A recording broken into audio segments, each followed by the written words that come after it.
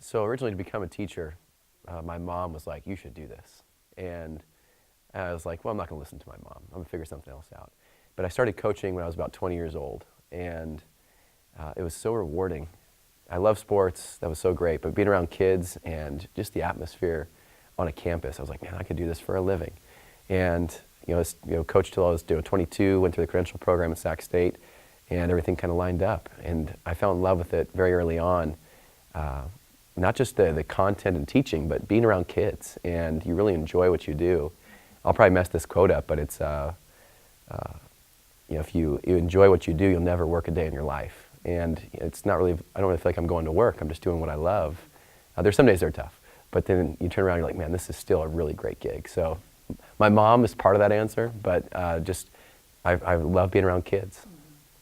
One of the things that led me to really wanting to go into teaching was my family background. I had a lot of strong male influences in my life. My father, both my grandfathers and uncles on both sides. And I noticed at an early age that a lot of my friends did not have that in their lives. And I also noticed there wasn't a lot of teachers that I felt that could relate to a lot of African American males.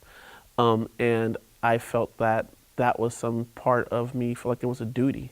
And around 15 or so, I decided that I really wanted to be somebody on campus that African American males could relate to and be a positive role model in their lives, like the positive role models that I had in mind.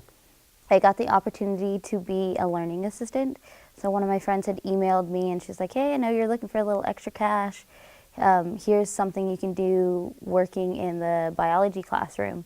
And so it worked. They had us working closely with another professor in the classroom, and I really liked it. I liked, having the opportunity to get to know some of the students, having the opportunity to see how he creates study guides. Once a week we had pedagogy sessions, so we talk about different strategies to use in the classroom. We talked a little bit about different teaching philosophers, and so it really exposed me to the world of teaching, and because I never intended on being a teacher, but that event is what led me to teaching. And I remember going to my professor, my mentor, and saying, I kind of want to do teaching. I'm thinking that this might be a career that I want to pursue. And she was like, before you do that, college kids are a whole different ballpark than high school kids, middle school kids, elementary school kids, whatever age school you want to teach. So she recommended that I do an after-school program. And so I found an after-school program with middle school and high school kids, and I loved it. I loved working with the kids. I loved, doing different activities, getting to know them on a personal level, and I decided, yep, teaching, this is what I want to do. This is something I want to pursue.